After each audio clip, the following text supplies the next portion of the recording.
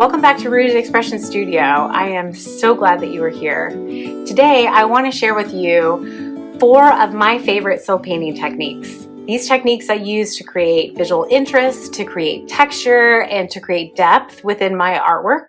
So let's start with wet on wet. This is one of my favorite, and it's exactly what it is.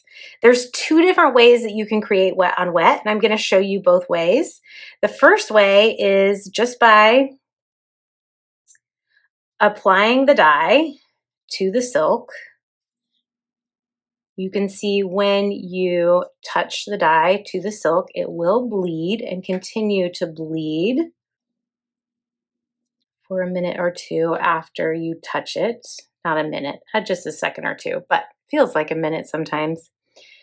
Wet on wet is when I've already got dye down. I can go back in with either water, something that's wet, and paint into it. The key here is not letting it dry. At first, when that water touches it, it's going to make it look like it has a harder edge on it. But over time, that harder edge is going to soften and it's going to become a little bit more like a tie-dye effect almost. So this is wet on wet with water. So I'm applying a color of dye and then I'm going back in with water. And now I did polka dots, but you could do lines, you could do squiggles, any shape or line that you can create with your brush. You can create that same technique within your silk when you apply the dye. Just know that when you add that second color, the second wet, either dye or water, it's going to move that silk or the dye that you already have down for just a few minutes. So the second half of wet on wet, I have applied more apricot. Now I am rinsing my brush and I'm actually going to go to a second color here, which is magenta, and I can paint that in as well so that when you apply it, it mixes with the color that's already present. And again, I'm going to get this same effect, but this time with a different color. So I am adding a little bit of water just to lighten my magenta, and that's going to give it even more interest and more depth as I work. So you can see how that's turning out. These edges are definitely softening over here, but I have some harder edges here. But over time, as this dries, it will dry a little lighter and those edges will soften, creating this really beautiful swirling texture that's very soft, but also creates something really beautiful on your scarf. The next one that we're going to look at is wet on dry. So to do wet on dry, the first thing that I need to do after cleaning my brush is I want to go ahead and apply just a wash of dye. I am adding a little bit of water just to lighten it and to move the dye a little faster on the silk for your viewing pleasure.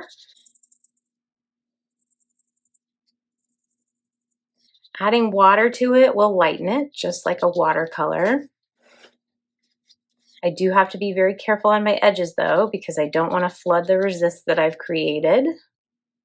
Too much liquid or too much dye or too much water can penetrate the resist lines. We don't want that to happen. That would be a bleed in silk. I want to work quick so that I don't get hard edges.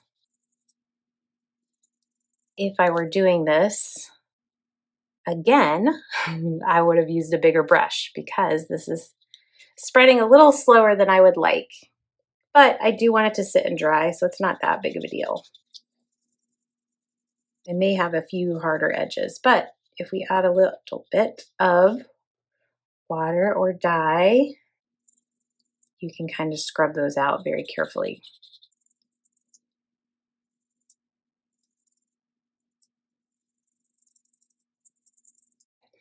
I've created a flat wash. Well, it's not really a flat wash because I added some water with the green to kind of help flow the dye over the fibers of the silk. But what it's happening is there's some areas where it's a little lighter and a little darker. That's where there's just a little bit more concentration of dye.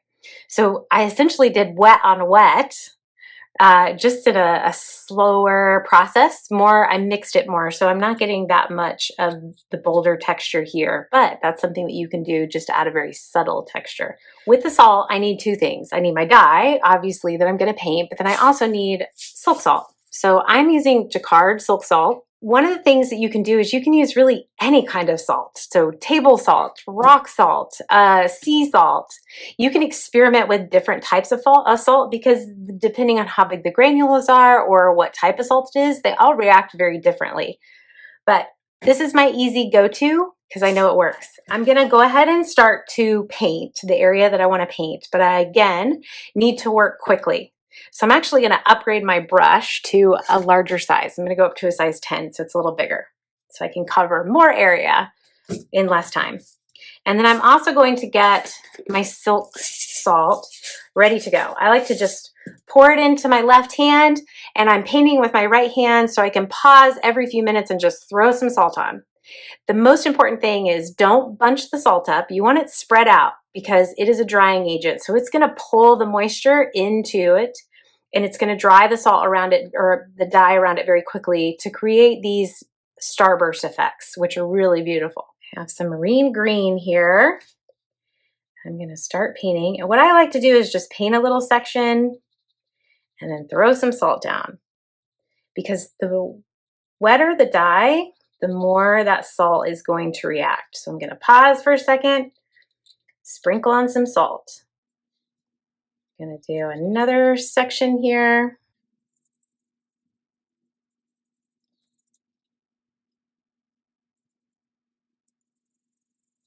Got a little bit more, sprinkle on some salt.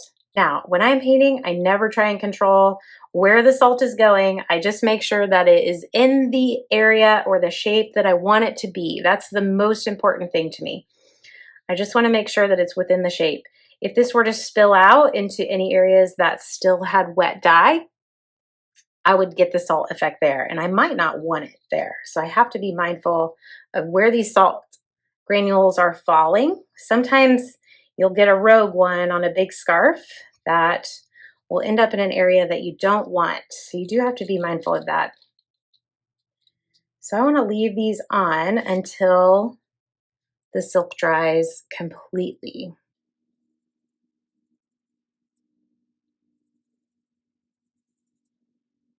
So I'm painting this last section here. I'm just scrubbing out those lines that I don't want on the edges where I had to start and stop. That is one of the things about texture. When you add texture in areas, you can hide some of those lines if you don't get a perfect flat wash. But like I said, it adds really beautiful interest to areas. So I just put this little area on here. I'm going to scoot these guys in, but you can see it's starting to work and pull in some of the areas over here. We'll come back to that and check it out. The second to the last one is layered lines. Second to the last one, because we're going to go back into wet on dye here in just a few seconds. Right. So for this last one, I'm going to be using magenta. And what I want to do is I want to mix up a dark, medium, and a light. So I'm going to add some water into my palette here, put a few drops of magenta into it, and then just a few drops of water into this one. So it's like a dark, medium, and a light color. Now I can test it on my paper towel here, which is a perfect indicator if I'm getting it dark, medium, and light. So these are a little too close right here. This one makes a difference, but I just need to add a little bit more water. So this is called layered lines.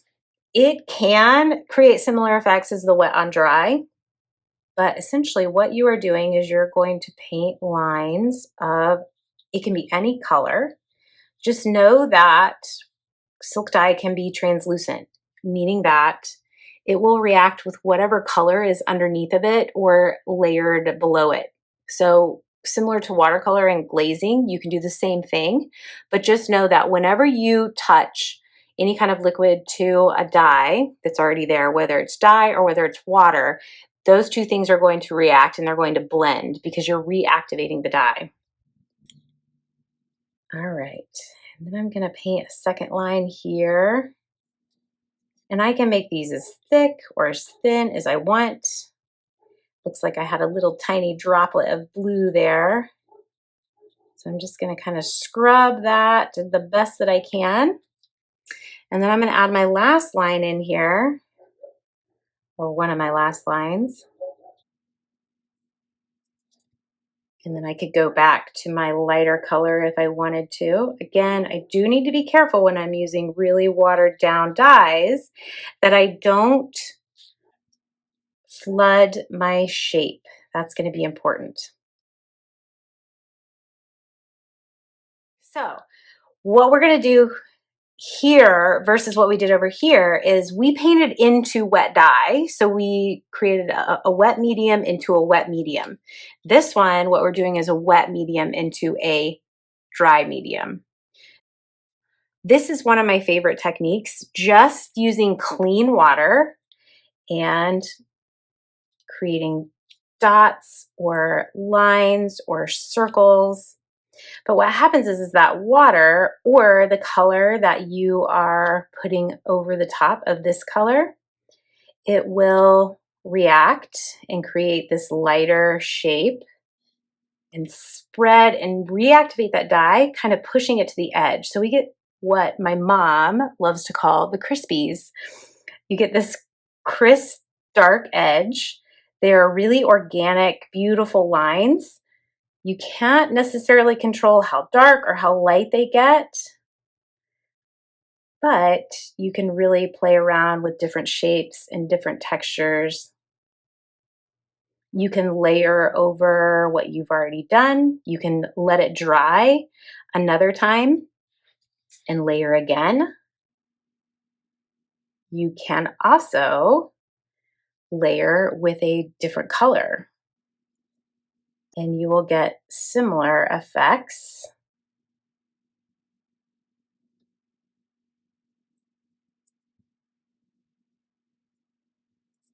I can even go in over the top of my other color with water and kind of combine some of these wet on wet. But do you see how that's kind of creating like a dimension or an interest? And now I'm not only mixing that movement of dye to the edges, it's mixing with the apricot to kind of create this interesting pattern and technique. But I can also do it with line using the tip of my paintbrush. So you could do like cross-hatching effects to kind of create some visual interest, some texture, even some value, but movement and interest. Layered line, same thing. This blended a lot. So if I were to wait just a few minutes in between each line, I could add, it would have a crisper edge to it, meaning that it would be a little darker or a little more vibrant on that edge to kind of create some interest.